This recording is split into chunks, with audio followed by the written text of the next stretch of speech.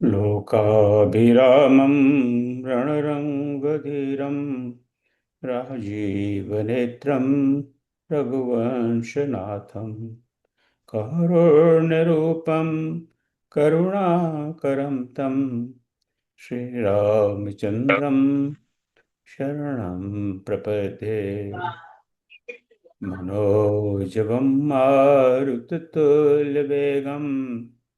जितेन्द्रियं बुद्धिमतां वरिष्ठं वातात्मजं अरे वानरयूथमुख्यं अरे श्रीरामदूतं अरे शरणं प्रपद्ये। निकाला निकाला निकाला निकाला।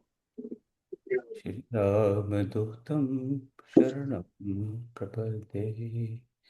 भवानी शङ्करो वन्दे श्रद्धा विश्वासरूपिणे याभ्यां वेदान् पश्यन्ते सिद्धाः स्वान्तस्थमीश्वरम्। श्यावरि रामचंद्र भगवान की जय। उमापति महादेव की जय। पवन सुत हनुमान की जय। श्री कृष्ण कन्हैया लाल की जय। जय जय श्री राम। सब भाई बहनों, आप सबको पहले तो महाशिवरात्रि की बहुत बहुत शुभकामनाएं, बधाई। महादेव परमपिता परमेश्वर आप सब पर, आपके परिवार पर, आपके भाई बहन पर और समस्त विश्व में जो भी हम प्राणी हैं उन सब पर कृपा बनाए रखें, ऐसी मैं आशुतोष महादेव जी से प्रार्थना करता हूँ। तो उसके साथ ही आज का कार्यक्रम आरंभ करते हैं।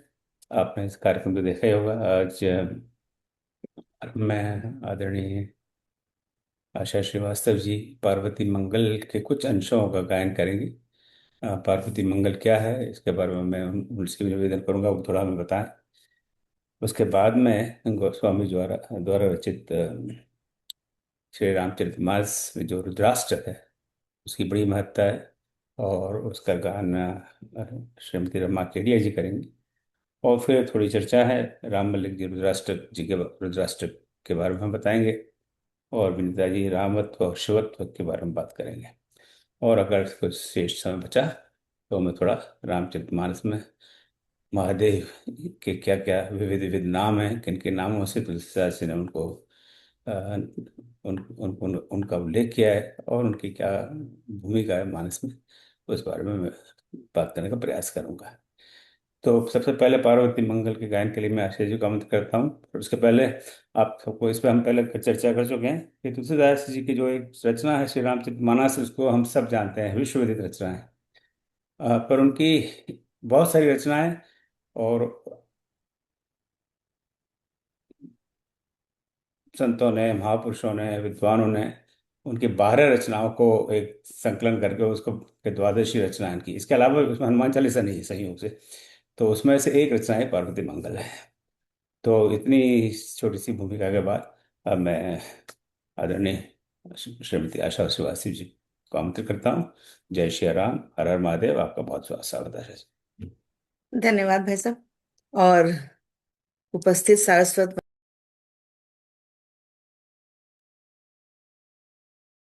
नहीं हूँ, सॉरी।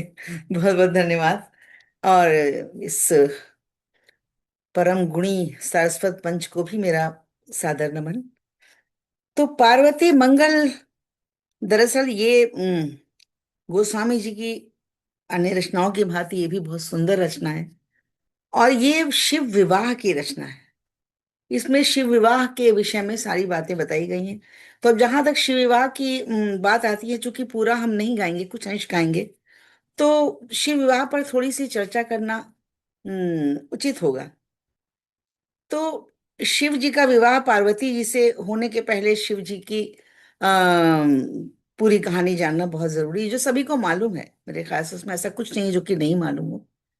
सती का प्रसंग, दक्ष प्रजापति की बेटी सती, जो दुर्भाग्यवश जिन्होंने भगवान श्री राम की परीक्षा लेनी चाहिए, और उसमें वो भगवान श्री राम ने उनको पहचान लिया, वो सीता का रूप रख के गई थी।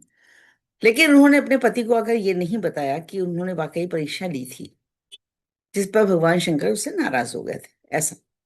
फिर उनके पिता ने एक यज्ञ किया जिसमें वो उनको बुलाया नहीं गया, इनको, इनके पति को, और ये मायके के लोभ में चली गई।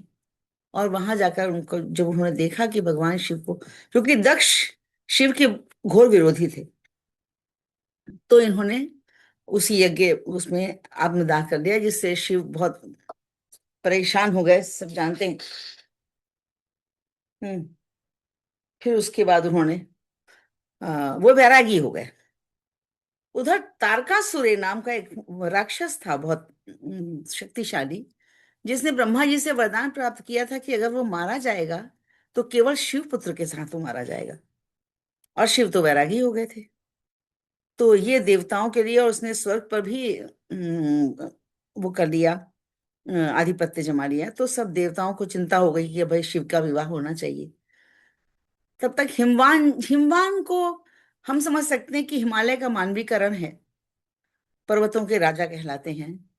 तो हिमवान की तीन संतानें, जिसमें एक मैनाक पर्वत है, गंगा नदी है, और एक कन्या पार्वती, जो सती का ही पुनर्जन्म थी। तो वैसे ही कहानी में ऐसा कुछ खास है नहीं बताने वाला, सबको पता ही है। लेकिन बस ये प्रश्न उठता है कि देवताओं को, देवता लोग वैसे किसी के बहुत जल्दी वो नहीं होते थे, उनको क्या पड़ी थी, शिव का वैरागी भी हो गए तो उनको ज्यादा फर्क नहीं पड़ता, क्योंकि उनको शिव पुत्र चाहिए था, जो शिव पुत्र ही उनके, उनका तारकासुर को मार सकता था। उन्होंने प्रयत्न किया शिव का वैराग्य दूर करने के लिए, कामदेव को भेजा, और कामदेव को भगवान ने भस्म कर दिया, सब जानते। और फिर पार्वती जी को नारद मुनि उनके घर गए, तो उनकी माता ने उत्सुकतावश पूछा कि बेटी का हमारी विवाह किससे होगा। उन्होंने कहा उनका वर बाउर मिलेगा। जब तुलसीदास जी के शब्दों में बाउर मतलब बावला, जिसके पास कोई घर नहीं होगा, तो वो घबरा गई। तो उनका नहीं, ऐसे तो एक शिव ही हैं। और पार्वती जी सती ही थी, और वो, उन्होंने उनको प्राप्त करने के लिए हजारों वर्ष तपस्या की, पार्वती जी ने। और भगवान शंकर ने भी कई प्रकार से उनको सोचा कि ये डिग जाएं अपने उससे, सप्तऋषियों को भेजा, सप्तऋषियों ने भी उनको समझाने का प्रयास किया कि कहाँ तुम उनके चक्कर में पड़ी हो, तुम्हारे अच्छे, तुमको वर मिल जाएंगे, तुम इतनी सुंदरी कन्या हो, इतनी गुणवती हो। लेकिन वो नहीं मानी। अंततः फिर शिव जी स्वयं आए। फिर उनको उनको भी लगा, वो बहुत प्रभावित हुए। फिर उनका ब्याह, फिर माँ जैसा कि ब्याह होता है, उनकी फिर शादी हुई। तो ये पूरी शिव विवाह जो है, और हमको तो लगता है कि संसार का शायद पहला प्रेम विवाह यही रहा होगा, जो शिव और सती का था। प्रेम विवाह सबसे पहला हमको लगता है वही हुआ होगा, और तो कोई नहीं हुआ होगा। उसके बाद जो भी है, तो, और उसके बाद पार्वती। तो इस पार्वती मंगल की थोड़ी सी भूमिका हमने शिव के विवाह की बनाई, इसलिए कि इसमें से बहुत सारे अंश हम छोड़ देंगे। इसका 1/3 या पूरा पढ़ने का मतलब आधा घंटा, आधे घंटे का समय है नहीं, तो उसको 10 मिनट में समेटने का प्रयास करेंगे। तो कुछ ही अंश इसके लिए हैं जो बहुत आवश्यक हैं। आपको तो पता है हमारे रामचरित भवन में हर चीज को संक्षेप करने की प्रथा है। रामचरित मानस को हम लोगों ने 1008 पंक्तियों में कर दिया, श्रीमद् भगवत गीता को 251 श्लोकों में कर दिया, 700 श्लोकों वाली को। तो कुछ कुछ वैसा ही, उसी परंपरा में, उसी प्रथा को निभाते हुए हमने कोशिश की इसमें। तो श्री ओम श्री रुद्राय नमः, ओम नमः शिवाय।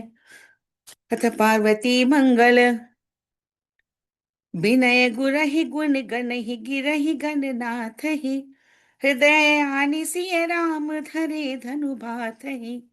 गावऊं गौरी गिरीश विवाह सुहावन, पाप नसावन पावन मुनि मन भावन। कभी रीति नहीं जानऊ कभी न कहावऊं, शंकर चरित सुसरित मन ही अनभावऊं। गुण निधानु हिमुवानु धरनि धर धुर धनी, मैं नाता सुधर निधर त्रिभुवन तियमणि। मंगल खानी भवानी प्रगट जब ते भई, तब ते रिधि सिधि संपत्ति गिरि गृह नित नई। पितु मातु प्रिय परिवारु हर्षहि निरखि पालहि लालहि, सित पाख बाढ़ति चंद्रिका जनु चंद्र भूषण बालहि। एक समय हिमवान भवन नारद गए, गिरि बरु मैना मुदित मुनि पूजित भये। अति स्नेह सति भाए पाए परि पुनि पुनि, कह मैना मृदु वचन सुनिय बिनती मुनि। तुम त्रिभुवन तिहु काल विचार विसारद, पार्वती अनुरूप कहिए बरु नारद। विधि लोक चर्चा चलती राहुर, चतुर चतुरानन कही, हिमबानु कन्या जोग बरु बाउर विबुध बंदित सही। मोरे हूँ मन अस आव मिलहि बरु बाउर, लखि नारद नारदी उमहि सुख भाउर। अवसि होय सिद्धि साहस फलै सुसाधन, कोटि कलप तरु सरिस शंभु अवराधन। तुम्हरे आश्रम अबहि सुतप साधहि, कहिए उमहि मनु लाए जाय अवराधहि। जननी जनक उपदेश महेश ही सेवहि, अति आदर अनुराग भगति मनु भेवहि। गुरु रूप जो बन सीव सुंदरी निरखी शोभना, हरहिए ते धीर अछत विकार है तुझे रहत, मन सिज बस किए। देव देखि भल समय मनोज बुलायऊ, कहु करिय सुर काज साजु सजी आयऊ। वामदेव सन कामु बाम होई बरतेऊ, जग जय मद निदरे सि फरु फरु पायस फरतेऊ। आशुतोष परि रतिपतिहीन मलिन बिलो की बिसूरति, नीलकंठ मृदुशील कृपामय मूरति। आशुतोष परितोष कीन्ह बर दीन्हु, शिव उदास तजिबास अनत गम कीन्हु। अब तेरति तव नाथ कर, होय है नाम अनंगु। बिनु बपु व्यापे है सब ही पुनि, सुन निज मिलन प्रसंगु। जब यदुवंश कृष्ण अवतारा, हुए हरण महामहि भारा। कृष्ण तनय होय ही पति तोरा, बचनु अन्यथा होय न मोरा।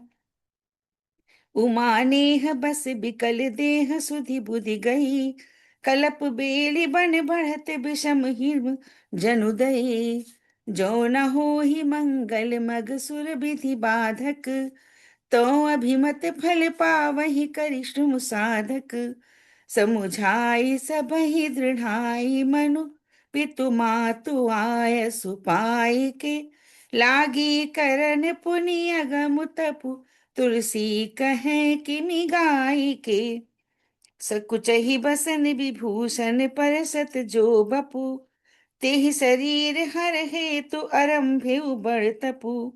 पूजै शिवहि समय तिहु करई निमज्जन, देखि प्रेम व्रत नेमु सराहै सज्जन। नींद न भूख पियास सरिस निस बासरु, नयन नीर मुख नाम पुलक तनु हिय हरू। कंद मूल फल असन कबहु जल पवनहि, सूखे बेल के पात खात दिन गवनहि। नाम अपर भयउ परन जब परिहरे, नवल धवल कलि कीरति सकन भुवन भरे। बटु बेश पेखम पनु प्रेम पनु व्रत नेम शशि शेखर गए। मन सहि समर पेउ आप गिरि जहीं, बचन मृदु बोलत भये। जननी जगत जस प्रगटेउ मात पिता कर, तीय रतन तुम उपजहु भव रतना कर। लखी न परेउ तप कारण बटुहिए हारेउ, सुनि प्रिय सब बचन सखी मुख गौरी निहारेउ। गौरी निहारेउ सखी मुख रुख पाई, तेहि कारण कहा तपु करहि हर हेतु सुनै। बिहसी बटु कहत मूर्खाई महा, जेहि दीन अस उपदेश बरहु कलेस करी बरु बाबरो। हित लागी कहाँ सुभाए सोबड़, विषम बैरी रावरो। कहूँ काह सुनि रीझेहु बर अनुकूलहि, अनुकीलहि, अकुली नहीं, सॉरी। कह काह सुनि रीझेहु बर अकुली नहीं, अगुण अमान अजाति मातु पितु ही नहीं। भीख मागी भव खाहि चिता नित सोवहि, नाचहि नगन पिसाच पिसाचिनी जोवहि। कह राउर गुणशील स्वरूप सुहावन, कहा मंगल बेस विशेष भयावन। जो सोचै ससि कलहि सो सोचै रो रही, कहा मोर मन धरि न विषय बर बोरही। पछिताब भूत पिशाच प्रेत जनित ऐ हैं साज के, जमधार सरिस निहारी सब नर नारी चली हैं भाज के। बटुकरी कोटि कुतरक जथा रुचि बोलहीं, अचल सुता मनु अचल बयारी की डोलहीं। मनि बिनु फनि जलहीन मीन तनु त्यागहीं, सो की दोख गुण गनई जो तेहि अनुरागहीं। बोली फिर लख सिखै सखी कापु तन थर थर, आली विदा करु बटुहि बेगी बड़ बर बर। कहूँ तिय होई सयानी सुनिहि सखी राउरी, बोर ही कै अनुराग भयउ बड़ी बावरी। भई बड़ी बार आली कहूँ काज सिधारही, बकी जन उठई बहोरी कुजगति सुमारही। सुनि बचन सोधि सनेहु तुलसी साच, अबिचल पावनु भय प्रगट करुणा सिंधु शंकर, भाल चंद सुहावनु। शैल कुमारी निहारी मनोहर मूरति, सजल नयन ही हरखु पुलक तन पूरति। जैसे जन्म दरिद्र महामणि पावई, पेखत प्रगट प्रभाव प्रतीति न आवहीं। देखी रूप अनुराग महेश भये बस, कहत बचन जनुसानि स्नेह सुदारस। हम ही आज लग कन्यो काहू न कीन्हु, पार्वती तप प्रेम मोल मुहि लीन्हु। अब जो कहूँ सो करऊँ विलम्ब न हे घरी, सुनि महेश मृदु बचन पुलकी पावन पायन परी। हर हृदय धरि धर गौरी गवनी कीन विधि मन भावनु, आनंद प्रेम समाज मंगल गान बाजु बधावनु। शिव सुमिरे मुनि सात आय सिर नाइन, कीन शंभु सन्मान जन्म फल पाइन। सुमिरहि सुकृत तुमहि जनते सुकृति बर, नाथ जिन्हहि सुधि करिय तिन्हहि समते हर। जाहु हिमाचल नेह गेह प्रसंग चलायो, जो मन मान तुम्हार तो लगन धरायो। शिव सो कहे दिन, शिव सो कहे दिन ठाऊं बहोरी मिरु जहूं। चले मुदित मुनि राज गए गिरि बर पहाँ, गिर गेह गे अति नेह आदर पूजी पहुनाई करी। घरवात घरनी समेत कन्या आनी सब आगे धरी। सुख पाई बात चलाई सुदिन सुधाई, गिरि सिखाई कै ऋषि सात प्रात ही चले प्रमुदित। ललित लगन लिखाई के, गिरिबन सरित सिंधु सुर सुनई सो पायऊ। सब कह गिरिबर नायक नेवत पठायऊ। कहे हर्ष भीमवान बितान बनावन, हर्षित लगी सुहासिनी मंगल गावन। गौरी नई हर के विधि कहूँ बखानिय, जनु ऋतुराज मनोज राज रजधानिय। एहि भांति ब्याह समाज सज गिरिराजु मग, जोवन लगे तुलसी लगन लय दीन मुनिन महेश। आनंद रंग बन मगे रचि विमान बनाए, सगुन पावन भले निज निज साजु समाज साज सुरगन चले। मुदित सकल शिव दूत भूत गण गाजहीं, सूकर महिष स्वान खर बाहन साजहीं। रमानाथ सुरनाथ साथ सब सुरगण, आए जहाँ विधि शंभु देखी हर्षे मन। मिले मिले हरि हरु हरखि सुभाषि, सुरेशहि सुर निहारि सन माने उमोद महेशहि। बहुविधि वाहन जान विमान बिराजहि, चली बरात निशान गहा गह बाजहि। बाजहि निशान सुगान नभ चढ़ी, बसह विदुभूषण चले। बरखहि सुमन जय जय करहि सुर सगुन, शुभ मंगल भले। तुलसी बराती भूत प्रेत पिशाच पशुपति संग लसे। गज छाल ब्याल कपाल माल, बिलो की बर सुर सर सुर हरि हसे। बर अनुहरत बरात बनी हरि हंसी कहा, सुनी हसत महेश केली कौतुक महा। प्रेत बेताल बराती भूत भयानक, बरद चढ़ा बर बाउर सबहि सुबानक।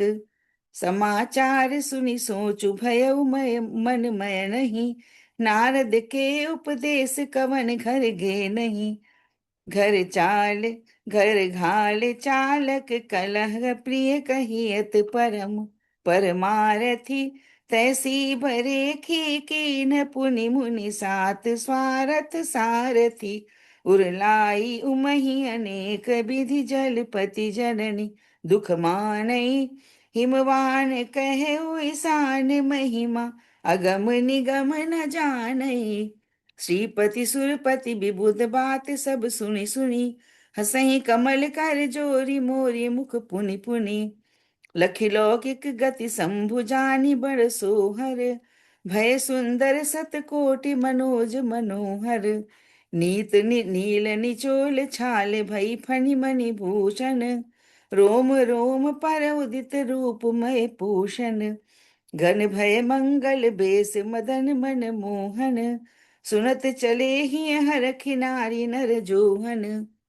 होहि सुमंगल सगुन सुमन बरखहि सुर, गह गहे गगन गह गहे गान निशान मोद मंगलपुर।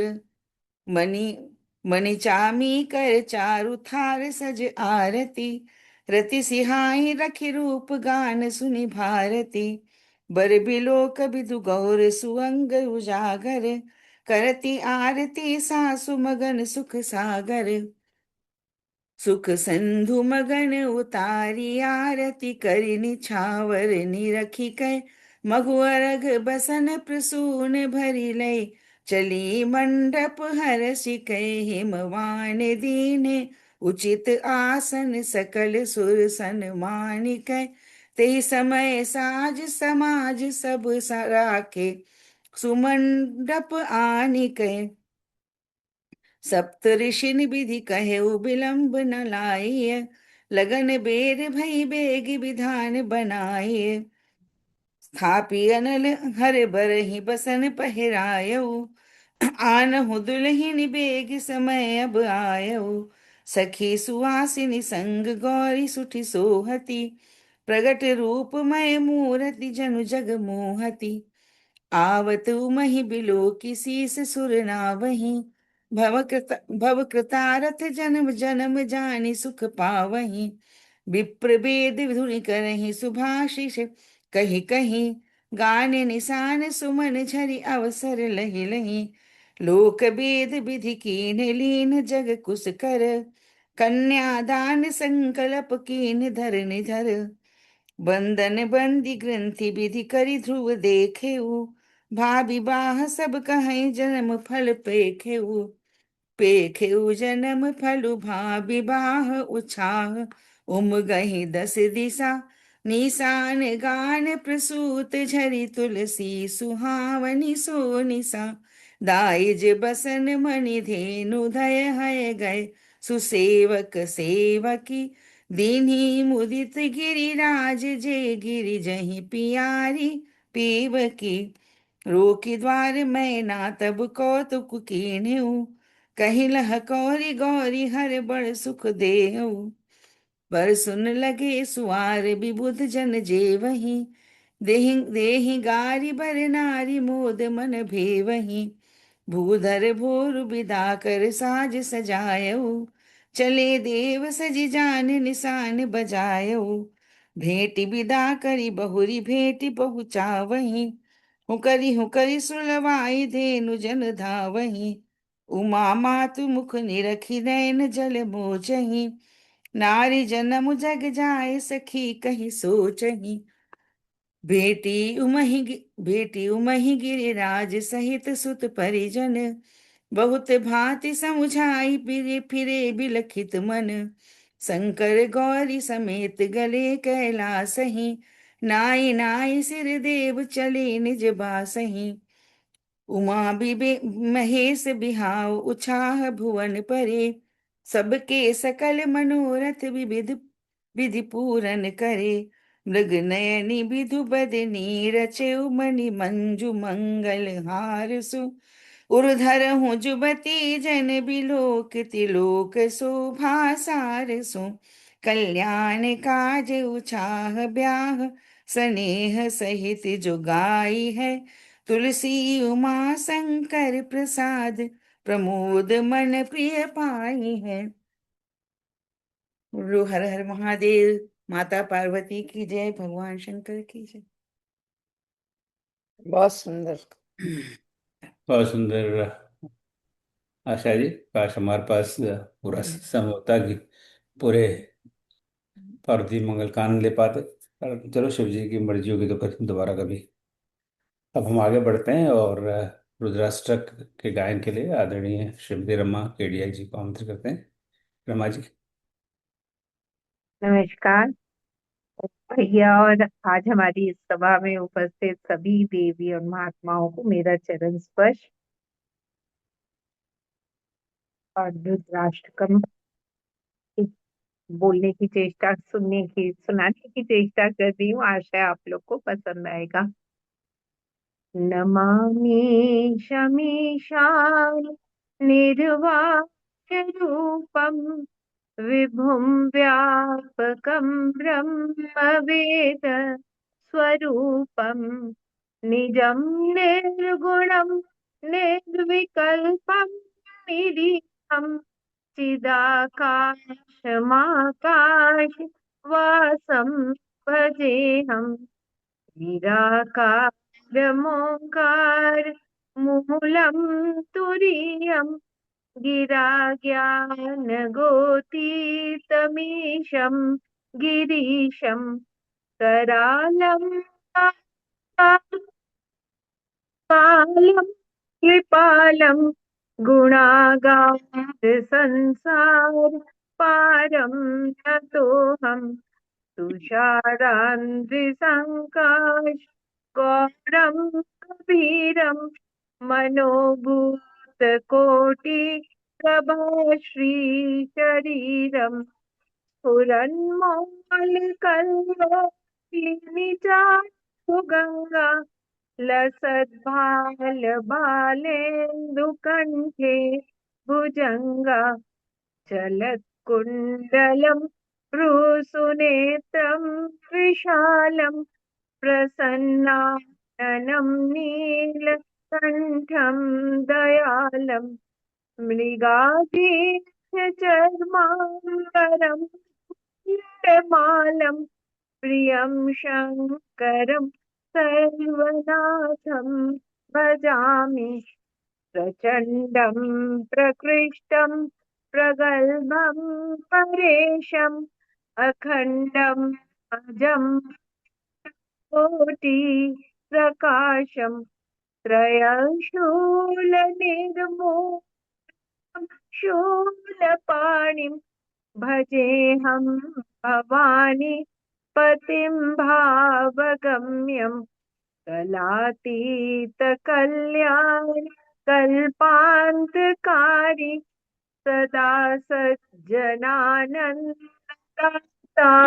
पुरारी चिदानन्द सन्दोष मोक्षहारी प्रसीद प्रसीद प्रभो मन्मथारी, न यावत् उमानाथ पादारविन्दम् भजन्ति लोके परे वा नराणाम्, न तावत् सुखं शान्ति सन्तापनाशम्।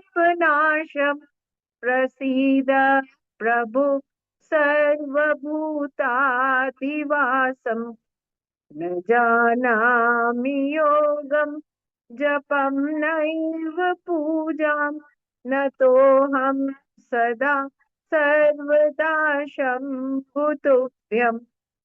जराजन्म दुःखोपगतातप्यमानम्, प्रभो पाहि आपन्नमामीश शम्भो, प्रभो पाहि आपन्नमामीश शम्भो, प्रभो पाहि आपन्नमामीश शम्भो। जय श्री कृष्ण। Thank you. बहुत सुंदर रमा जी। बहुत सुंदर रुद्रा रमा जी। राष्ट्र के इतने मधुर गायन के लिए आपका परिराष्ट्र है क्या, हमें तो पता ही नहीं, आपने बताया भी नहीं। तो इसके लिए हम मल्लिक जी को आमंत्रित करते हैं कि वो हमें बताएंगे रुद्राष्ट्र क्या है, और इसका क्यों इन्होंने गायन किया, और हमें इससे क्या जानने को मिलता है। मल्लिक जी, आपका बहुत बहुत स्वागत। जय श्री राम। ॐ त्र्यम्बकं यजामहे सुगन्धिं पुष्टिवर्धनम् उर्वारुकमिव बन्धनान् मृत्योर्मुक्षीयमामृतात्। ओम नमः शिवाय। सब लोगों को प्रणाम। भगवान शिव आप सब लोगों पर कृपा बनाए रखें जी। श्री रुद्राष्टकम भगवान शिव की स्तुति में रचित एक अष्टक है, जिसकी रचना श्री गोस्वामी तुलसीदास जी ने की थी। यह स्तोत्र रामचरितमानस के उत्तरकांड में आता है। यह अष्टक शिव जी के निर्गुण निर्विकार योग स्वरूप अजन्मा और अनंत रूप की उच्चतम भक्ति में डूब कर की गई वंदना है। श्री रुद्राष्टकम के प्रत्येक श्लोक में शिव के भौतिक और आध्यात्मिक स्वरूपों का अद्भुत मिश्रण देखने को मिलता है। वे दिगंबर हैं, काम का दमन करने वाले हैं, भस्म लिप्त हैं, नीलकंठ हैं, योगीश्वर हैं, त्रिनेत्रधारी हैं, परंतु वे करुणा के सागर भी हैं, भक्तों पर सहज कृपा करने वाले हैं। इस स्तोत्र को पढ़ना, सुनना या गाना अत्यंत फलदायी माना गया है। यह न केवल भगवान शिव की कृपा प्राप्ति करने का साधन है, बल्कि आत्मा की शांति, कर्म शुद्धि और मोक्ष की प्राप्ति का भी मार्ग प्रशस्त करता है। नमामि शमीशान निर्वाण रूपम से प्रारंभ होकर यह स्तोत्र साधक को धीरे धीरे शिव की गहराई में ले जाता है, जहाँ न द्वैत रहता है न माया, केवल शिव तत्व ही शेष रहता है। रुद्राश्रम के सभी श्लोक शक्तिशाली हैं, परंतु प्रथम श्लोक विशेष लाभदायक है और प्रभावशाली है। भगवान शिव के निर्वाण स्वरूप का यह वर्णन करता है और साधक को आत्मज्ञान की दिशा में ले जाता है। श्लोक 1। विभुम व्यापकम ब्रह्म वेदस्य नमामि समीशान निर्वाण रूपम। विभुम व्यापकम ब्रह्म वेदस्य रूपम निजम निर्गुणम निर्विकल्पम निरीहम चिदाकाशम आकाशवासम भजेहम। मैं उस भगवान शिव को नमस्कार करता हूँ जो ईश्वर के भी ईश्वर है, मोक्ष स्वरूप है, सर्वव्यापक और सर्वशक्तिमान है, जो स्वयं ब्रह्म है और वेदों के स्वरूप हैं। वे अपने निज स्वरूप में स्थित हैं, गुणों से परे हैं, विकल्प या द्वैत से रहित हैं, इच्छा से मुक्त हैं, चैतन्य के आकाश स्वरूप है और सबके भीतर आकाश की तरह व्याप्त है। ऐसे भगवान शिव की मैं भक्ति करता हूँ। श्लोक 2।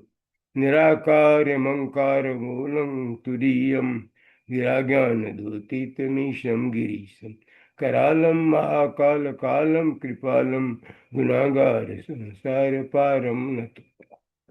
मैं उस भगवान शिव को नमन करता हूँ जो निराकार है, ओम ओंकार के मूल स्रोत हैं, चतुर्थ अवस्था तुरीय में स्थित हैं, वाणी और ज्ञान की सीमा से परे हैं और कैलाशपति गिरीश हैं। वे अत्यंत भयानक हैं, महाकाल हैं, स्वयं काल के भी काल हैं, परंतु अत्यंत करुणामय भी हैं। वे गुणों के भंडार हैं और इस संसार सागर से पार ले जाने वाले हैं। मैं ऐसे प्रभु को बारंबार प्रणाम करता हूँ। श्लोक 3। तुषारादि शंकाश गौरम गभीरम मनोभूत कोटि प्रभाषि शरीरम स्फुन्मौलिकल्लोलिनी चारु गंगा सतबाल बालेन्दु कंठे भुजंगा।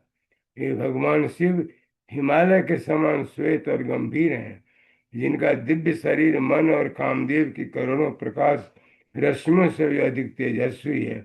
उनके सिर पर गंगा देवी की सुंदर धाराएं लहरा रही हैं। उनकी ललाट पर शीतल चंद्रमा शोभित हैं। उनके कंठ में भयंकर सर्प विराजमान है।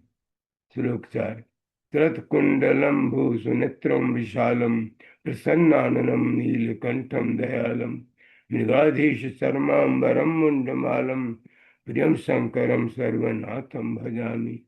मैं भगवान शंकर की भक्ति करता हूँ, जिनके कानों में कुंडल हिल रहे हैं। वे वक्र भ्रू और विशाल नेत्रों से युक्त हैं। उनका मुख हमेशा प्रसन्न रहता है। वे नीलकंठ हैं और दयालुता की मूर्ति हैं। वे सिंह की खाल को वस्त्र के रूप में धारण करते हैं, गले में मुंडों की माला पहने हुए हैं और समस्त संसार के स्वामी हैं। ऐसे प्रिय शंकर की मैं भक्ति करता हूँ। पांचवा। प्रचंडम प्रहस्तम प्रगल्पम परेशम अखंडम अजम भानुकोटि प्रकाशम त्रयशूल निर्मूलनम शूलपाणिम भजेहम भवानी पतिम भावगम्यम। मैं उस भवानी पति माता पार्वती के स्वामी शिव की भक्ति करता हूँ, जो अत्यंत प्रसन्न तेजस्वी हैं, हर्ष से पूर्ण निर्भीक और निर्बाध हैं। वे परमेश्वर हैं, अखंड अविनाशी अजन्मा और करोड़ों सूर्यों के समान प्रकाशमान हैं। वे त्रिशूलधारी हैं, जो त्रिविधताप आदि व्याधि उपाधि को मूल से नष्ट कर देते हैं। वे भाव से ही प्राप्त किए जा सकती हैं। ऐसे कृपाल प्रभु को मैं श्रद्धा पूर्वक भजता हूँ। कलातीत कल्याण कल्पांतकारी सदा सज्जनानंद दाता पुराणी पुराड़ी चिदानंद संदोह मोहापहारी प्रसीद प्रसीद प्रभु मनमसारी। हे कामदेव के संहारक प्रभु, आप समय और कला से भी परे हैं। आप कल्याण स्वरूप हैं और प्रलय प्रलय काल में संहार करने वाले हैं। आप सदा सज्जनों को आनंद प्रदान करते हैं। आप पुरारी हैं, अर्थात त्रिपुरासुर के सुर के नाशक हैं। आप चिदानंद शुद्ध चेतना और आनंद का समूह है और मोह अज्ञान और भ्रम को दूर करने वाले हैं। हे प्रभु, कृपा करें, कृपा करें। श्लोक 7। न यावद उमानाथ पादारविंदम भजन्ति है लोके परेव नराणाम न तावत् सुखम शांति संताप नाशम प्रसीद प्रभु सर्वभूताधिवासम। हे उमानाथ, माता पार्वती के पति, जब तक मनुष्य इस लोक या परलोक में आपके कमल जैसे चरणों की भक्ति नहीं करता, तब तक न तो उसे सच्चा सुख मिलता है, न शांति, और न ही दुखों का नाश होता है। हे प्रभु, कृपा करें। आप तो सभी प्राणियों के भीतर निवास करने वाले हैं। श्लोक 8। न जानामि योगम जपम नैव पूजाम न तो हम सदा सर्वदा शंभु तुभ्यम जरा जन्म दुख तातप्यमानम प्रभो पाहि आपन्न मामीश शंभो। हे प्रभु शंभु, मैंने योग जानता हूँ, न मंत्र जप और न ही पूजा की विधियां, परंतु मैं सदैव आप ही को नमन करता हूँ। हे प्रभु, मैं जरा बुढ़ापा जन्म और दुखों के भारी भार से पीड़ित हूँ। हे प्रभु, कृपा करके मेरी रक्षा करे, मैं आपका शरणागत हूँ। अंतम। रुद्राष्ट्रकम इदम प्रोक्तम विप्रेण हरतो से ये पठन्ति नरा भक्त्या तेषां शंभु प्रसीदति। यह रुद्राष्ट्रक स्रोत एक ब्राह्मण जी द्वारा भगवान शिव को प्रसन्न करने के लिए कहा गया है। जो भी मनुष्य इस स्तोत्र का भक्ति भाव से पाठ करते हैं, उस पर भगवान शंभु अवश्य प्रसन्न होते हैं। इस प्रकार श्री गोस्वामी तुलसीदास जी द्वारा रचित श्री रुद्राष्टक पूर्ण होता है। श्री रुद्राष्टकम न केवल एक स्तुति है, बल्कि वो आत्मा और परमात्मा के बीच की दिव्य अनुभूति का पुल है। यह गोस्वामी तुलसीदारी द्वारा रचित एक ऐसा अष्टक है, इसमें भगवान शिव के परम तत्व, योग स्वरूप, तांडव रूप, करुणा और निर्वाण स्वरूप का अद्भुत समावेश है। रुद्राष्टक पाठ के लाभ: मानसिक शांति और आध्यात्मिक उन्नति। इसका पाठ चित्त को स्थिर करता है, एकाग्रता बढ़ाता है और मन को शुद्ध करता है। संकटों से रक्षा: भय, रोग, शत्रु, बुरी शक्तियों से रक्षा करता है। रात्रि को इसका पाठ विशेष रूप से रक्षक है। तीसरा है पापों का क्षय और आत्मशुद्धि। जानबूझकर या अनजाने में हुए पापों का प्रायश्चित स्वरूप है यह स्तोत्र। चौथा वित्त और रोजगार में प्रगति। शिव जी की कृपा से साधक को नए अवसर प्राप्त होते हैं, व्यापार, नौकरी, आय में वृद्धि होती है। और पांचवा योग, ध्यान और साधना के लिए सर्वश्रेष्ठ है। जो साधक शिव तत्व में लीन होना चाहते हैं उनके लिए यह स्तोत्र सबसे सरल और प्रभावी मार्ग है। निष्कर्ष: श्री रुद्राष्टकम न केवल स्तोत्र है, यह एक अद्वैत भक्ति साधना है जिसके शब्दों में शक्ति है, जो मन के तम को दूर कर आत्मा को शिव से जोड़ देती है। इसे पढ़ना मात्र से भगवान शिव से जुड़ने की प्रक्रिया है, और जो जुड़ गया वह मुक्त हो गया। जय शिव। ओम नमः शिवाय। धन्यवाद आप सब लोगों को।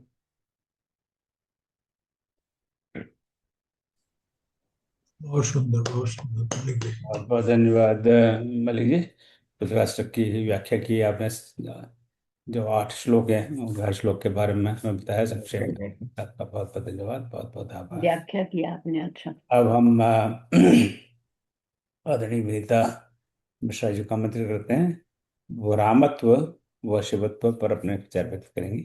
आदरणीय, आपका बहुत बहुत स्वागत है। जय जय श्री राम। श्री राम सभी को, जय श्री राम। और सभी को शिवरात्रि के महापर्व की बहुत बहुत शुभकामनाएं। अभी हम लोगों ने आशा जी के द्वारा पार्वती मंगल से पहले सुना कि किस प्रकार दक्ष शिव के विरोधी हैं, और श्री राम मलिक जी ने रुद्राष्टक के द्वारा शिव के तत्व को हमें समझाया।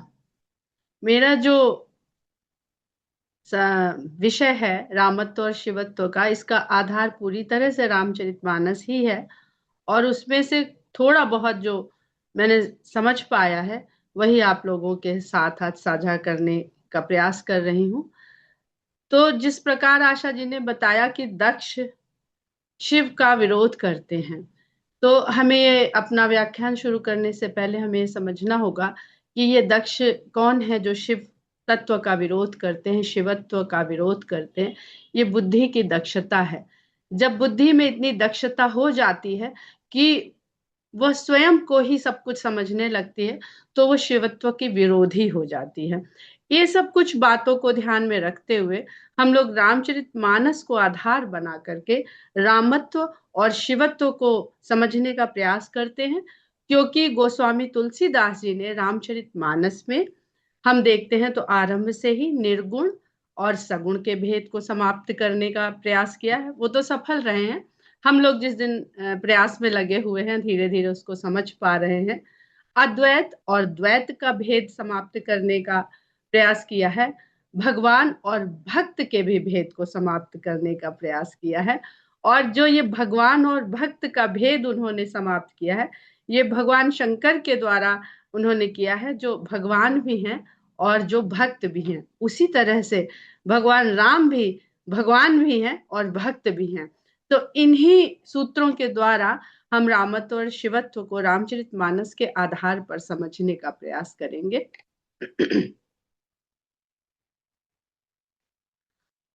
एक हमारे यहाँ उपनिषद का सूत्र है कि तत्त्वम असि, जिसका अर्थ होता है कि वह तुम हो।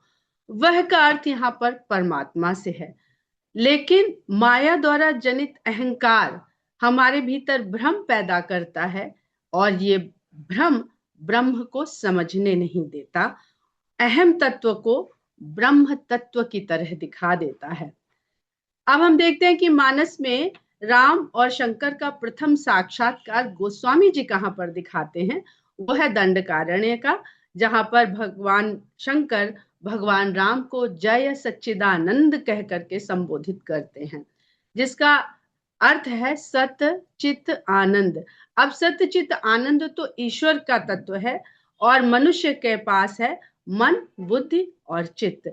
मन बुद्धि और चित्त के बीच में एक चौथा तत्व आ जाता है जीव के भीतर, जिसे हम अहंकार कहते हैं। बुद्धि मन चित्त इनका स्वामी जब मैं या अहंकार हो जाता है, तब हमको ब्रह्म के होने का भ्रम होता है और तब ऐसी बुद्धि हमें स्वयं को ही ईश्वर की भांति अनुभव कराती है, जैसा कि रावण के चरित्र के द्वारा हम देखते हैं। तो इसलिए गोस्वामी जी लिखते हैं, मन मुकुर सुधार, निज मन मुकुर सुधार, क्योंकि मन ही संचालित करता है। मन ऐसा दर्पण है जो बुद्धि को विद्या की ओर भी कर सकता है और अविद्या की ओर भी कर सकता है। तो सबसे महत्वपूर्ण है हमारा मन सही दिशा में रहे। अगर मन सही दिशा में रहेगा तो इनका जो स्वामी है वो ईश्वर समझ में आता है और हम कहते हैं ओमकार। लेकिन अगर स्व समझ में आने लगता है तो वो हो जाता है अहंकार, क्योंकि वहां पर मन विद्या के मार्ग से नहीं अविद्या के मार्ग से खोज करने लगता है उस तत्व की जिसकी अभी हमने पहले बात करी।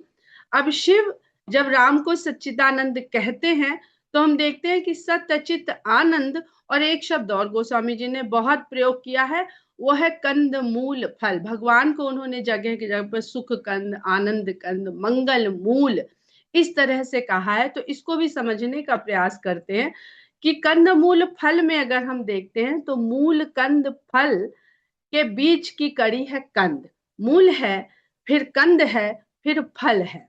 तो कंद एक माध्यम भी है जो मूल से भी जुड़ा है और फल यानी पौध से भी जुड़ा है, और कंद के अंदर मूल के भी गुण हैं और पौध जो प्रकट है उसके भी गुण हैं। तो इसी प्रकार हम देखते हैं निर्गुण और सगुण को किस प्रकार से गोस्वामी जी यहाँ पर प्रकृति के द्वारा, ईश्वर के द्वारा और नर तन धरे हुए यानी मनुष्य के द्वारा वो समझाने का हमको प्रयास कर रहे हैं। जड़ चेतन, जड़ चेतन के बीच में उत्तरकांड में गोस्वामी जी लिखते हैं कि ग्रंथि पड़ जाती है, वो माया डालती है, और वो ग्रंथि पड़ती कहाँ पर है? मन के रूप में पड़ती है। जब मन के रूप में वो ग्रंथि जो पड़ जाती है तब हमको बीच में बाधा आ जाती है और हम मूल तत्व को देख नहीं पाते हैं।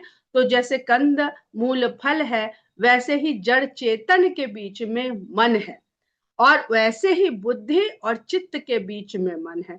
तो हमारा प्रयास ये होना चाहिए कि हमारी बुद्धि मन को संचालित करे, ना कि हमारा मन बुद्धि को संचालित करे। यहाँ पर उदाहरण लेते हैं रावण का कैलाश उठाना। वो कैलाश पर्वत अपनी भक्ति के लिए नहीं उठाता है, वो अपने भुज बल को तौलना चाहता है और भुजाओं में इतना बल पाता है कि भक्त को ये अनुभव हो जाता है कि भगवान को उसने उठा रखा है। यहीं से उसका अहंकार अपनी चरम अवस्था को प्राप्त करता है। अब देखते हैं कि हनुमान जी राम लक्ष्मण को अपने कंधों पर बैठाते हैं।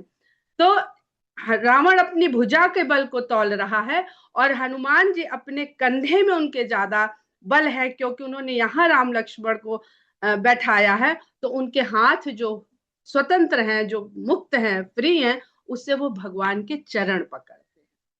तो भुज बल से भगवान को उठा लेना या भुज बल को इतना विनम्र कर देना कि भगवान के चरण पकड़ लें, तो फिर वो फिर क्या नहीं कर सकते हैं? चाहे सिंधु हो, चाहे पर्वत हो, चाहे संजीवनी हो, फिर उनके लिए असीमित हो जाता है उनका बल। और रावण के दरबार में जब हनुमान जी पहुंचते हैं तो इतना अहंकार का चश्मा उसके चढ़ा हुआ है आंखों पर कि अपने ही गुरु अपने ही इष्ट, क्योंकि हनुमान जी स्वयं शंकर हैं, उनको पहचान नहीं पाता। और गोस्वामी जी लिखते हैं, मिला हम ही गुरु बड़ ज्ञानी। तो बड़ ज्ञानी गुरु तो मिला, लेकिन रावण का जो अहंकार का चश्मा है वो उसे सत्य नहीं व्यंग के रूप में उसको वो वहां पर वो कह रहा है और पहचान नहीं पा रहा है। आगे हम देखते हैं कि रामचरितमानस में जगह जगह हम देखते हैं कि शिव राम का जप करते हैं, हर जगह गोस्वामी जी ने लिखा है, और राम शिव को पूजते हैं। इसका भेद और कारण समझने का प्रयास करते हैं। इसमें कोई भेद नहीं, ये एक संपूर्णता है। स्वयं शिवत्व को प्राप्त करना। ओम के जप के द्वारा अहम ब्रह्मास्मि की यात्रा होती है, किंतु इस यात्रा में एक बिंदु आता है जब अहम ब्रह्मास्मि हमारे अंदर अहमता का भाव पैदा कर देता है और हम ईश्वरत्व के भाव तक पहुंचते पहुंचते स्वयं के ईश्वर होने के भाव से भर जाते हैं। इसका उत्तरकांड में लोमश मुनि के साथ बहुत सुंदर प्रसंग गोस्वामी जी ने लिखा है। शिव ही हमें ईश्वरत्व का बोध कराते हैं, किंतु यदि इसमें अहंकार का समावेश हो गया तो हमें नारायण यानी राम की शरण में जाना पड़ता है, या राम ही हमें इस अहंकार के अहम होने के भाव से उबार सकते हैं। यही है शिव से राम होना और राम से फिर शिव होना। ये प्रक्रिया है, सृष्टि जैसे निरंतर चलती है तो जीव के भी शिवत्व और रामत्व का ये चक्र सदा जीव के भीतर उस मूल तत्व में चलता रहता है। इसे हम समझते हैं शिव भक्त रावण और राम और स्वयं शिव स्वरूप हनुमान के द्वारा। रावण भक्त के रूप में और हनुमान भी भक्त के रूप में है। रावण शिव भक्त है, अपनी परम भक्ति से वो शिव को प्रसन्न करता है और इस स्थिति तक पहुंचने में उसका अहम भाव इतना पुष्ट हो जाता है कि वो स्वयं को ही ईश्वर के पद पर आसीन कर लेता है। तब नारायण उसे इस अहम भाव से मुक्त होने में सहायता करते हैं, और जब उसका अहम भाव नष्ट होता है तो वह पूर्ण समर्पण के साथ मुक्ति पाकर वैकुंठ लोक को जाता है, अर्थात रामत्व को प्राप्त होता है। वैकुंठ अर्थात वह जीवन जहां आप कुंठा विहीन होकर जीते हैं। कुंठा विहीन अर्थात आनंदमय, आनंद युक्त, यही सच्चिदानंद स्वरूप भगवान का सच्चा स्वरूप है। अब हनुमान जी को समझते हैं।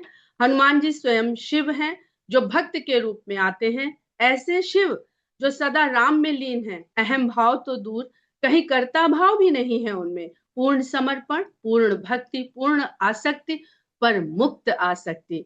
तुलसीदास जी यहाँ समझाना चाहते हैं मनुष्य जीवन का उद्देश्य यही है। हनुमान जैसा भक्ति भाव हो, कर्म करने को सदा तत्पर, जिसमें न अहमता का भाव हो न कर्ता भाव हो। शिव से राम तक पहुंचना और राम से शिव तक, यही पूर्ण चक्र है। ये हम काकभूषुंडी जी के संदर्भ में भी देखते हैं कि वो कौशलपुरी में जन्म लेते हैं और उज्जैन आ जाते हैं। वहां पर भी बीच में अहंकार आ जाता है और दोनों ही तत्व से छूट जाते हैं वो।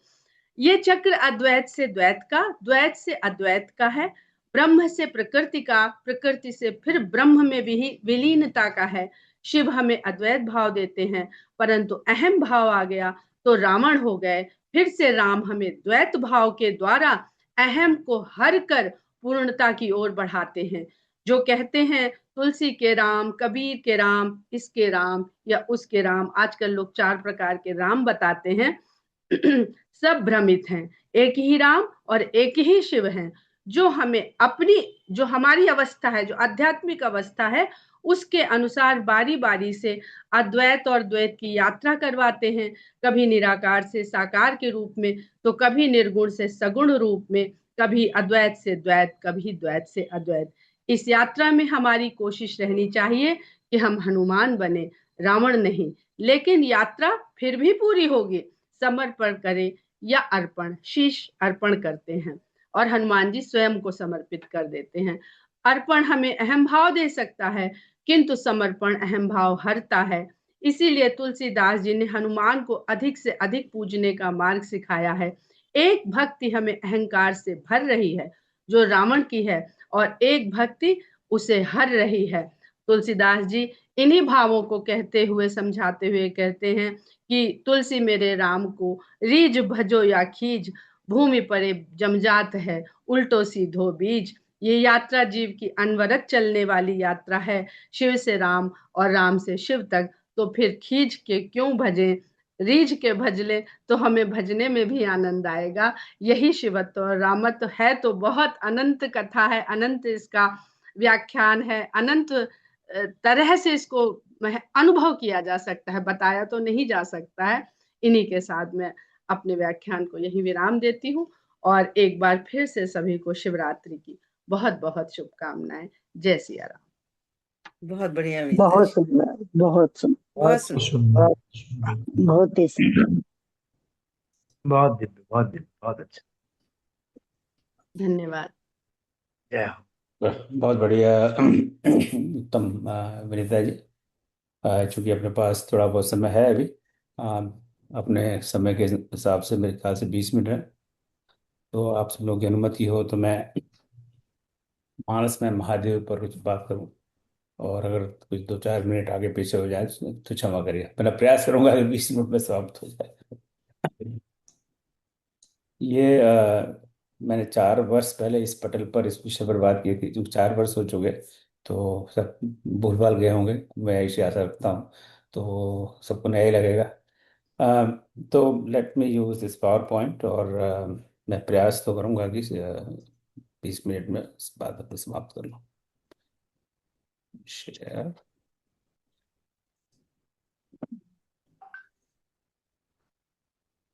अभी आपको पता नहीं क्या दिख रहा है इस समय।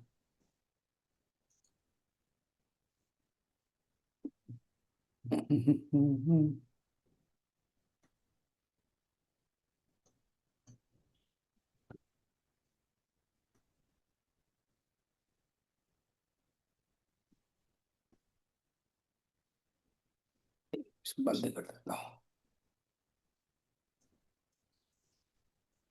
इसको यहाँ ले आता हूँ तो शायद ठीक रहेगा।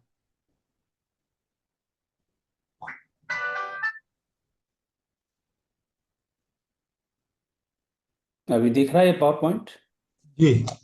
हाँ, बहुत बढ़िया, थैंक यू, धन्यवाद। तो वैसे तो इसमें 42 स्लाइड है, पर मैं आधी स्लाइड तो डेफिनेट स्किप कर दूंगा। और उसके बाद में मैं इस पावर पॉइंट को पोस्ट पे कर दूंगा ताकि आप लोग जान सकें। तो शीर्षक है इसका मानस में महादेव। हमारा तो ध्यान हमेशा रामचरितमानस पर ही केंद्रित रहता है। इस पर ऑलरेडी विनीता जी, आदरणीय विनीता जी, आदरणीय मल्लिक जी ऑलरेडी इस विषय पर कभी बात कर चुके हैं। तो अगर हम मानस में महादेव को देखते हैं तो सिर्फ दो, इतनी मोटी किताब है 1000 पन्नों की, तो इसमें सिर्फ 2 स्थान पर महादेव शब्द का प्रयोग है। ऐसे ही संशय की न भवानी, महादेव तब कहा बखानी। यह है बालकांड, दोहा क्रमांक 47 के ऊपर 8वीं पंक्ति। ये अपना नोटेशन है, संकेत है। यानी दोहा, बालकांड आप खोलेंगे तो दोहा क्रमांक जो छपे हुए हैं उसमें 46 और 47 के बीच में है, और 46 के बाद में 8वीं पंक्ति। इसके बाद में है एक दोहा है, महादेव अवगुण भवन, विष्णु सकल गुण धाम, जय कर मनोरम जाय सन, ते ते ही सन काम। तो अगर मानस में महादेव को ढूंढते हैं तो महादेव तो सिर्फ 2 जगह मिलते हैं। तो महादेव फिर कहाँ गायब हुए? अब इस थोड़ी सी इस पहली चौपाई में बात करते हैं। ऐसे संशय कीन भवानी, महादेव तब कहा बखानी। देखिए, मानस हम सब जानते हैं कि संवाद का ग्रंथ है। यहाँ पर 4 बड़े संवाद चलते हैं। एक संवाद है जो शिव और पार्वती का है। पार्वती जी कहती हैं शिव जी को कि आप मुझे ये राम कौन है, इसकी इसके बारे में बताइए, मुझे बड़ा भ्रम हो रहा है। तो ऐसे संशय की भवानी। तब महादेव ने कहा बखाने, बड़ा विस्तार से इसका वर्णन किया। अब ये हमें कौन बताता है? ये हमें बताते हैं याज्ञवल्क्य ऋषि। अब याज्ञवल्क्य ऋषि क्यों बताते हैं? कि उनको भरद्वाज ने ये प्रश्न किया कि भरद्वाज वहां पहुंच गए, याज्ञवल्क्य जी आप बताइए ना कि ये राम कथा क्या है, ये राम कौन है, और ये क्या चक्कर है, ये वन में जा रहे हैं, वहां रो रहे हैं, फिर उनकी पत्नी का हरण हो रहा है। तो याज्ञवल्क्य जी ने कहा कि हाँ हाँ, आपका प्रश्न बड़ा उत्तम है, और उस पर में बात करेंगे, पर ये मेरा ओरिजिनल नहीं है, ये तो महादेव जी का। महादेव तब कहा बखानी।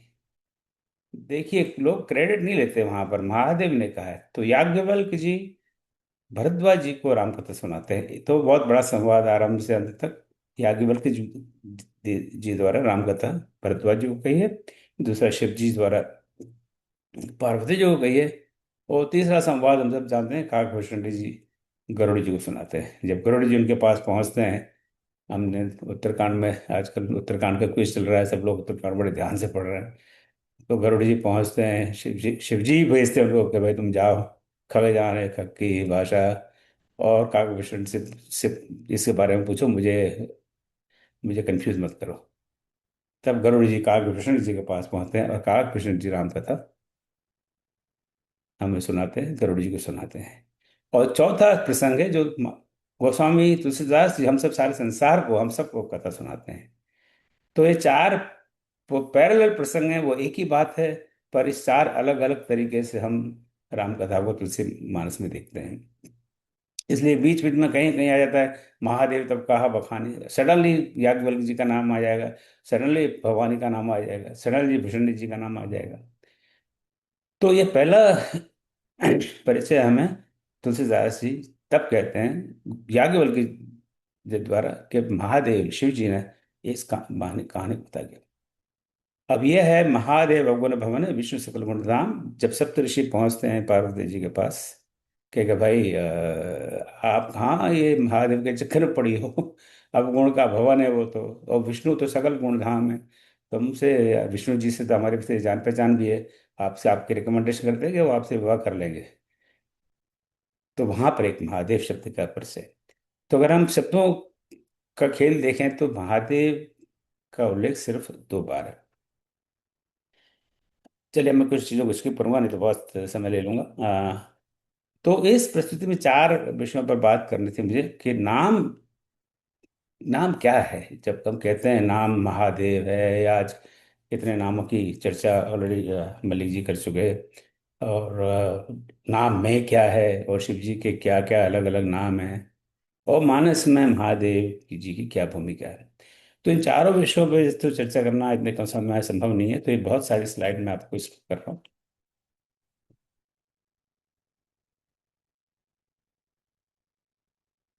तो अब शिव जी पर आते हैं सीधे। शिव जी के क्या क्या अलग नाम, महादेव तो एक नाम का उल्लेख किया ही है। राम, हमारी सारी चर्चा सिर्फ रामचरितमानस पर केंद्रित है। शिव जी के तो बहुत बहुत सारे नाम हैं।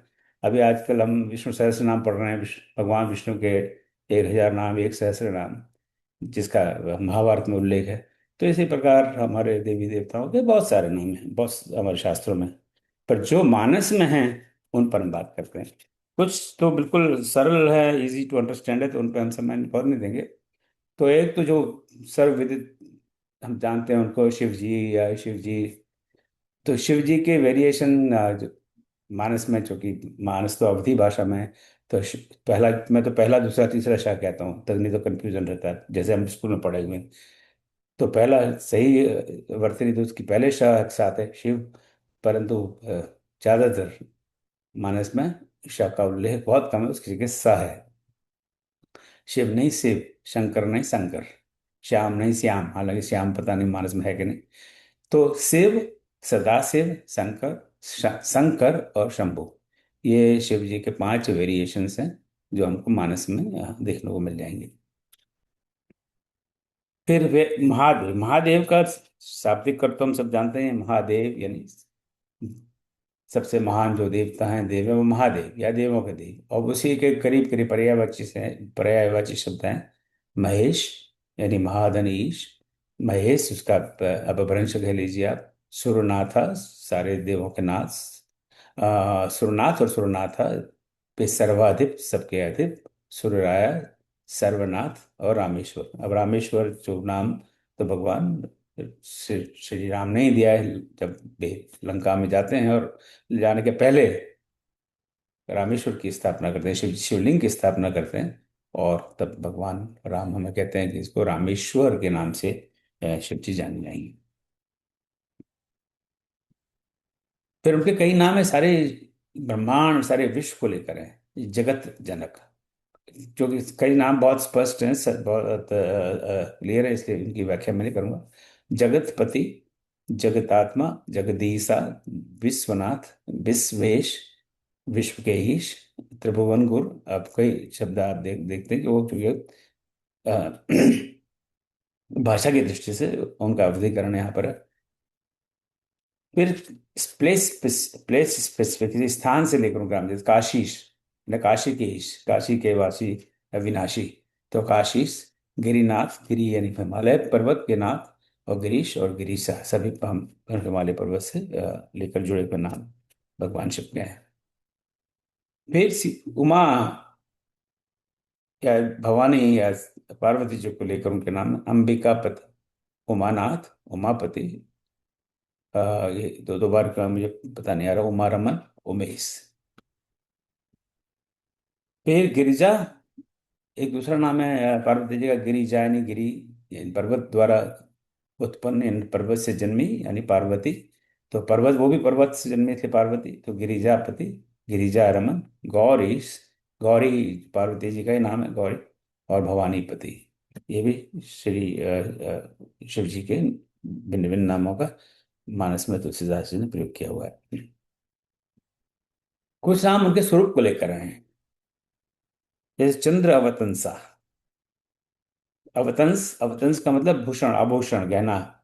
तो जो चंद्र जिनका आभूषण है, शशि भूषण, वही वाली बात है। तो हम जानते हैं चंद्र उनके ललाट पर विराजमान है, तो इसलिए वो कई नाम उनके चंद्र, चंद्र से जुड़े हुए हैं। चंद्रमौली, वही चंद्र जी को लेकर, चंद्र को जो ललाट पे धारण किए हुए हैं। नीलकंठ, जिन्होंने अपने कंठ, जिनका कंठ नीला है, वो कहानी हम जानते हैं, जब समुद्र मंथन हुआ, उन्होंने विष का पान किया और उनके गले में ही रोक लिया था कि नीचे से नहीं जा पाए, तो नीलकंठ। और वृष केतु, और वृष केतु का अर्थ सबको शायद ना पता हो। वृष यानी बैल, और केतु यानी ध्वजा, तो जिनके ध्वजा पर बैल का चिन्ह है, ऐसे शिव जी, तो उनके स्वरूप के ऊपर ये नाम। उनके सिर पर कुछ और नाम है। उनका एक, वो एक सर्प धारण करते हैं अपने शरीर पर, तो सर है, तो भुजग, भुजग भूति भूषण, भुजग राज भूषण, भूत विभूषण, मुंडमाल, गले में मुंडों की माला है। मृगाधीश चर्मांबरम, मृगों का उन्होंने वस्त्र धारण किया हुआ है। शार्दुल चर्मांबरम, शार्दुल का अर्थ होता है शेर, जो शेर, लायन।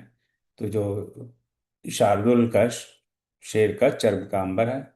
और शूल पाणी, शूल यानी त्रिशूल, और त्रिशूल जिनके हाथ में है, तो शिव जी के हाथ में हमेशा त्रिशूल रहता है, हम सब जानते हैं, तो उसी उसी स्वरूप से उनका एक नाम शूल पाणी भी है। अब उनके गुणों पर आते हैं, तो कंपैशनेट, करुणा अयन, करुणा यतन और कारुणिक। हम जानते हैं राम जी के लिए कई बार इसका प्रयोग हुआ है, करुणा निधान, सत्य शपथ करुणा निधान की। हनुमान जी करुणा निधान पासवर्ड यूज करके सीता जी का कॉन्फिडेंस लेते हैं, सत्य शपथ करुणा निधान की। और पर उनकी करुणा निधान के लिए करुणा अयन, करुणा यतन, कारुणिक शब्द शिव जी के लिए तुलसीदास जी ने प्रयोग किए हुए। फिर मर्सीफुल यानी कृपा निधान, कृपा निकेता, कृपा निधि, कृपा सिंधु, कृपायतन, कृपा सागर, ये सारे नाम शिव जी के भी हम मानस में देख सकते हैं। फिर एक हमने बहुत बचपन, बचपन तो नहीं, कॉलेज में आने के बाद में एक सुना था, गॉड यानी गॉड इज क्या है, जनरेटर, ऑपरेटर एंड डिस्ट्रॉयर, एक व्याख्या जी कॉलेज में हमने देखी थी। जी जनरेटर यानी ब्रह्मा जी, ओ इज ऑपरेटर जो इस संसार को चलाता है, विष्णु जी, और डिस्ट्रॉयर जो इसको, जिसको डिस्ट्रॉय करते हैं, यानी शिव जी। अब पता नहीं शिव जी डिस्ट्रॉय करते हैं नहीं करते, वो मुझे लगता है थोड़ा सा स्ट्रेच है डेफिनेशन का, पर उससे लेकर ये कुछ शब्द शिव जी के लिए हैं।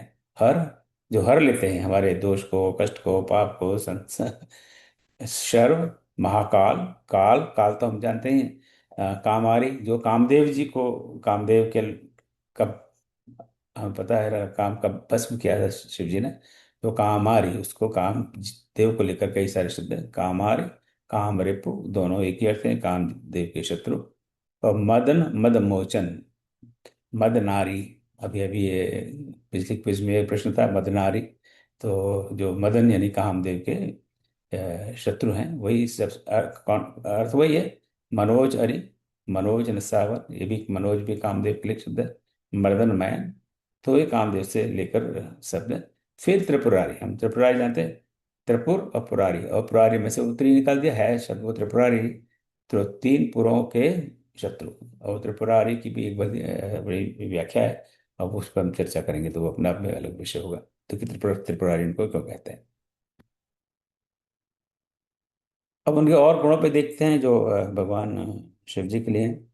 तो आशुतोष, तो आशुतोष यानी जो बड़ी सरलता से, बड़े इजीली प्रसन्न हो जाए।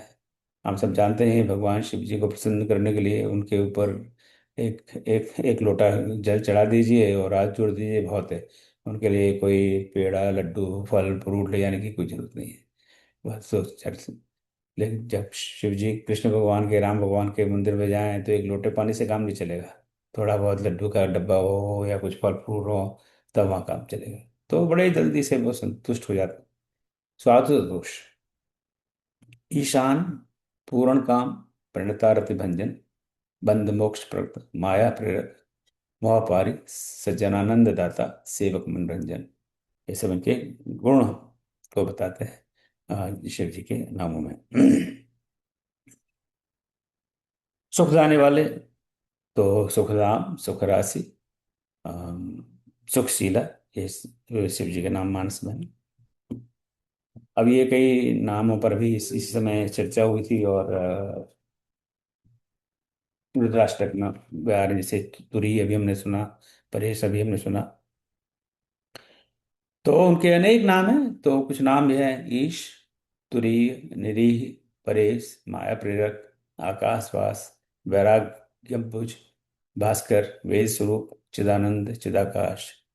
तो इनके कई नाम शिव जी के जो नाम जो मानस में प्रयोग गोस्वामी जी ने किए हैं। समय को देखते हुए मैं इसको स्किप कर रहा हूँ।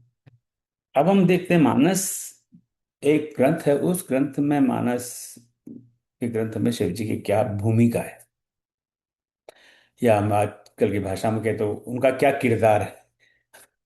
तो 5-6 जगह मानस में एक्सप्लिसिट तुलसी जी का रेफरेंस है। एक तो मानस के रचयिता हैं जो हमने पहले थोड़ी देर पहले ही देखा। दूसरे पे मानस की कथावाचक है, इस पर भी हमने बात की। तीसरा सस्ती शिव और पार्वती, ये बात भी आशा जी ने हमें बताई। और शिव धनुष का प्रसंग बहुत बड़ा प्रसंग है मानस के अंदर। और पांचवा राम जी की स्तुति शिव जी द्वारा, वहां पर तुलसी शिव जी का उल्लेख है। और अंत में रुद्राष्टक द्वारा। इन पर बहुत अच्छा, चलो समय पर ही समाप्त हो जाएगा, मुझे बड़ा आनंद हो रहा है।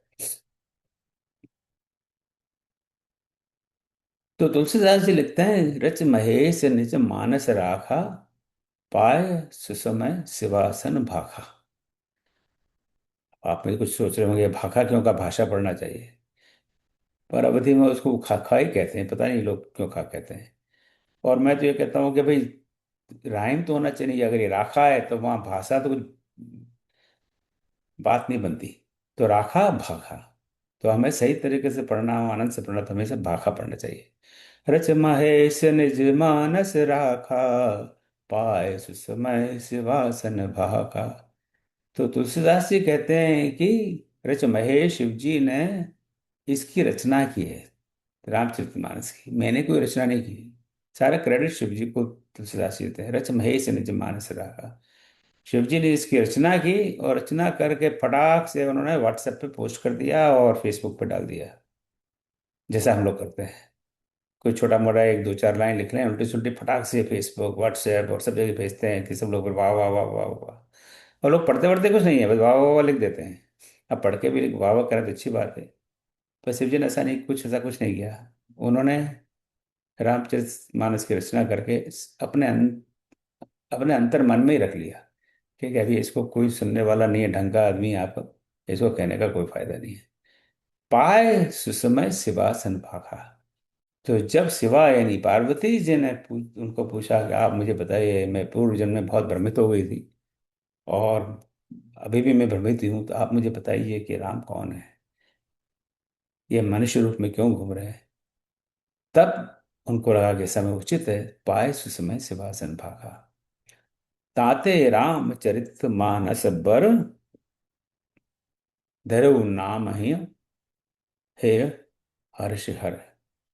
तो न केवल उन्होंने रामचरितमानस की कल्पना की, परिकल्पना की, उसकी रचना की, उसका नाम भी मानस, रामचरितमानस का नाम भी, नामकरण भी शिव जी ने ही किया है। ये तुलसीदास जी हमें कहते हैं रामचरित बर श्रेष्ठ नाम, उचित नाम। बर शब्द हम बार बार देखते हैं मानस में।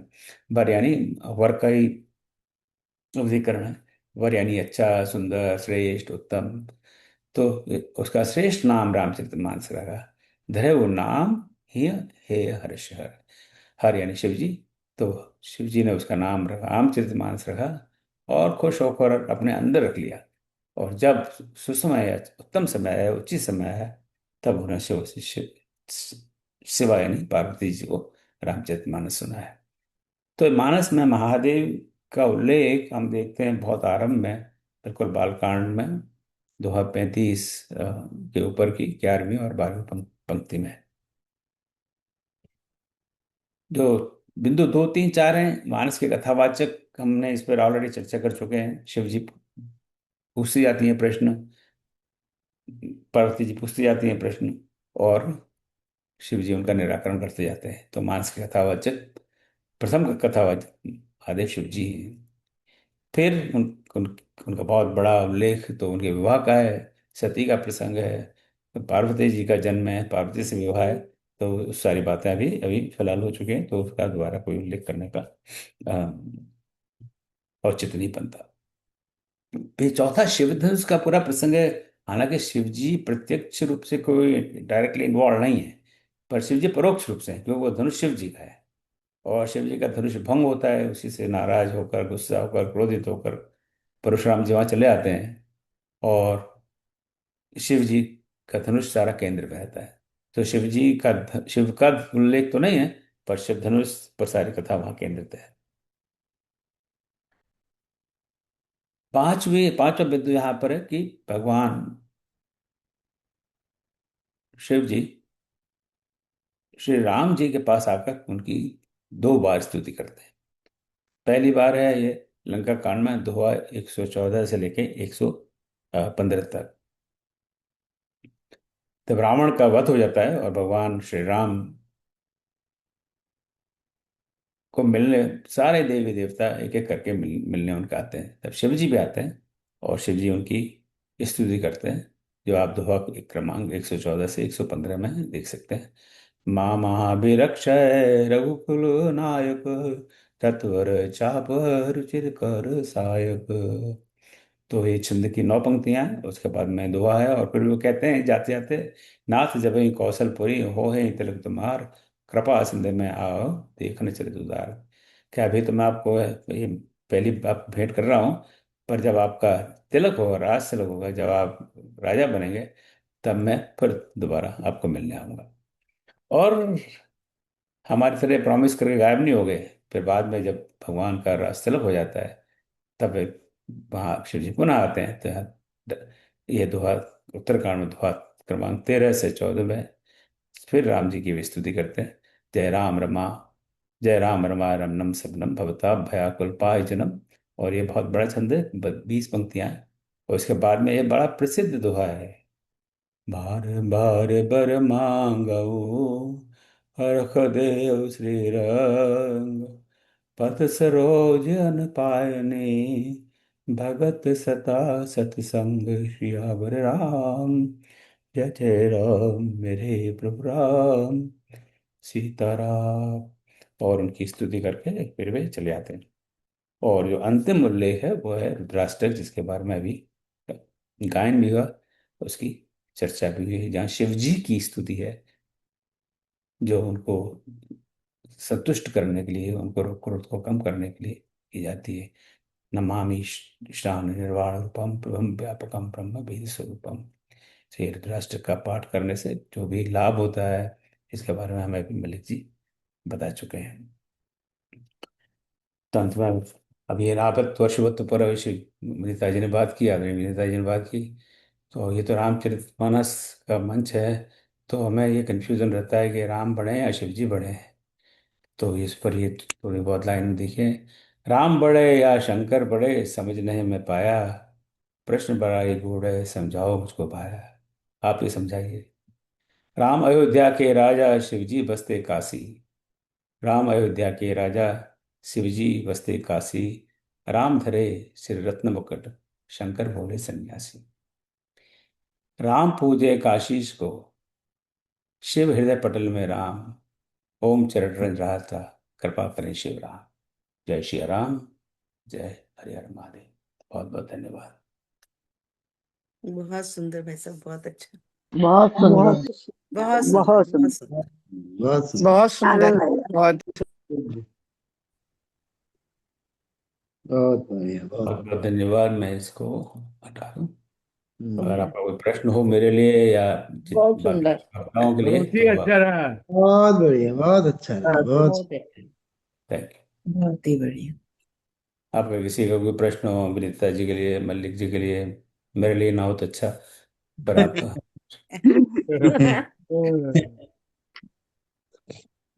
बढ़िया। कोई प्रश्न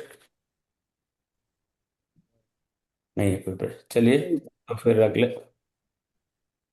अगले सप्ताह फिर मिलेंगे। अगले आज दो का सप्ताह हमारा। मेरा एक प्रश्न है। हाँ जी। आज आज का इतना इतना विषय जो है वो टाइम और विषय कम से कम 2 या 3 सेशन अगर होते तो ज्यादा अच्छा रहता। बहुत फास्ट हुआ। आप अगली बार हमारी निवेदन को ध्यान में रखें और प्लीज विनेदा विनेदा मिश्रा जी का आपका इतना सुंदर इवन स्टार्टिंग से बहुत फास्ट हुआ। हाँ जी, इसमें आपको तो जल्दी आपको किया आपने गया। बहुत फास्ट कर दिया। इतनी हाँ, स्लाइड्स आपने मिस कर दी, ये कर दी। हर एक स्लाइड आपकी जो है वो होना चाहिए। तो अगली बार आप जब को भी ये सेशन हो कम से कम 2 या 3 सत्र में करें मैं प्लीज। तो ये मेरा निवेदन। मुझ पर तो आप लोगों ने कृपा कर दी, मल्लिक जी ने, विनीता जी ने, आशा जी ने, कि समय दे दिया। मुझे लग नहीं रहा था कि समय मुझे मिलेगा भी। तो जितना समय मिला उसका मैंने उपयोग करने का प्रयास किया। तो हमें तो और बाकी आप सबको मिलने सुनने में ज़्यादा आनंद आता है। पर आपका सुझाव बड़ा उचित सुझाव है, उत्तम सुझाव है। हम लोग गागर में सागर भरने का प्रयास करते हैं। कितना सफल हो रहे हैं, कितना सफल नहीं हो रहे, पता नहीं। पर इसका जो मैं पूरा पावर पॉइंट है जो अपना रामचरितमानस का क्लास है, डिप्लोमा क्लास है, उस पर तो मैं पोस्ट कर ही दूंगा। So you can look at the entire power point. और मे भी राम जी ने चाहा तो फिर कभी मिलेंगे इस विषय को बहुत बहुत लेकर। धन्यवाद, बहुत बहुत धन्यवाद, प्रणाम। और कोई प्रश्न या सुझाव?